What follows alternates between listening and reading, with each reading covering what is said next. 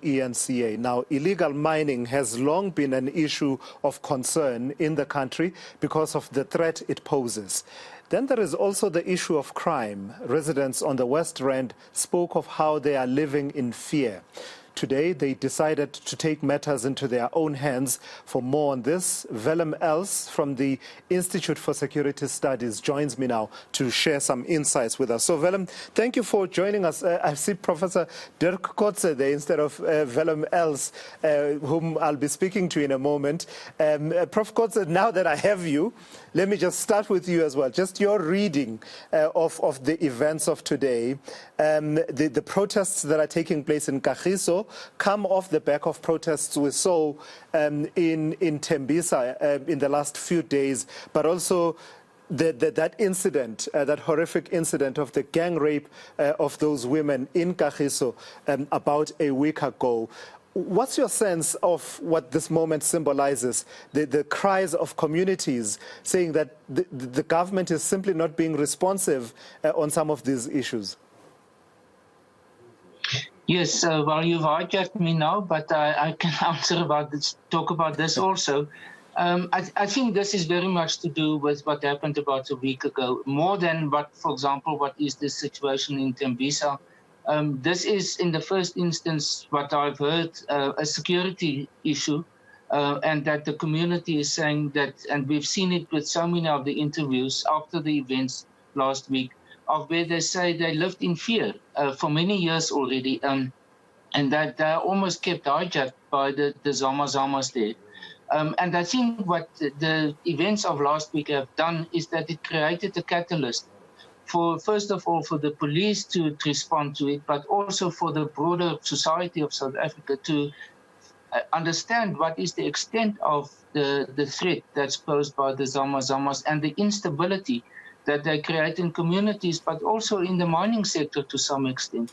And I think the community realizes this is now the opportunity that they must use in order to make their voice heard right to the top of government in order to change this situation. So I think this is for them a golden opportunity in order to make themselves heard. And it is for all of us to understand also the dimensions of what the Zama-Zama phenomenon means for many people. Yeah, thank you for allowing me to hijack you in this way and asking you to comment on this issue. But it's not totally unrelated to the issue that we invited you for, and that is the resignation from the Democratic Alliance of Makashule Gana, who was at some point really a promising young leader of the DA. I remember when there was a whole cohort of these young leaders in the DA that were seen as potential future leaders in the various spaces within that political party and within opposition politics. He's out. He says there's a growing social distance and a trust deficit between political parties and the South African citizenry, and therefore he's out, but he's not leaving politics, but is not joining another political party. Just your sense of what his exit means for the Democratic Alliance, knowing that, of course, he's not the first one of that generation of prominent young leaders to leave.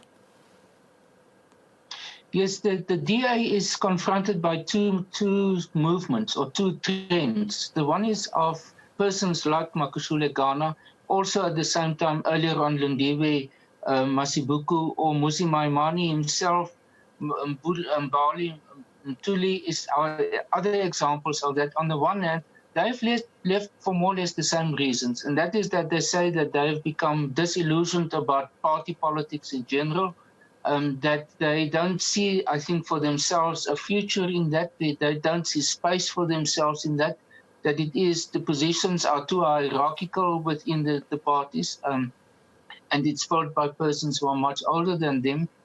In the case of Makashule Gana, he filled very important positions already in the DA. He was, for example, at the age of 29, one of the three deputy federal chairpersons. So that's at the third level, the third highest level within the party. Over and above that, he was obviously the youth leader earlier on, then a member of parliament and the member of the Johannesburg Council and a member of the Gauteng provincial legislature.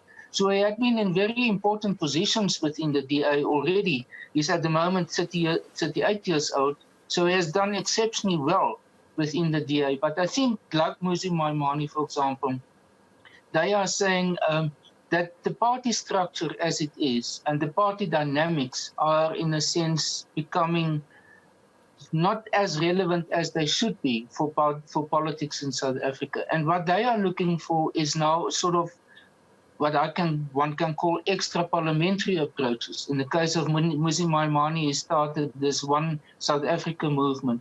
There's even someone like Nhlanhla Lux who have started and who's involved in this notion of the Soweto Parliament. And these other persons that I've mentioned have said more or less something similar. Yeah. So they try to see that they want to create space outside the formal political parties, become closer to social movements or movements of communities, and see if they can't make an impact there, and that might over time develop into a new type of political movements or formations which can enter into the political space. But will it, though, Prof. Dirk Kotze, will that movement gain the traction that it needs? Or are South Africans, particularly voters, quite dogmatic about, following a political party? And if it's not a political party, it might cause a bit of a ripple here, but not really grow into a wave. It will depend mainly on the younger part of the population. That's the part that's not so much participating in elections. Just to give you one statistic, only 64% of eligible voters in South Africa at the moment, and that's around about 40 million, are actually registered as voters. So there is a large percentage, almost a third of the population, who are not interested in elections at this point in time.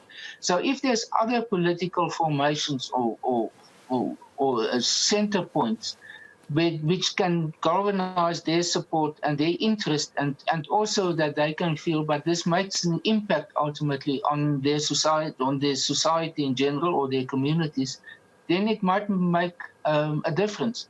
One other point, which just in terms of opportunities, which I think one can raise, is that there is at the moment in Parliament an amendment to the Electoral Act based on the constitutional judgment 2 years ago that will create the opportunity for independent candidates to participate in national and provincial elections over and above local government elections.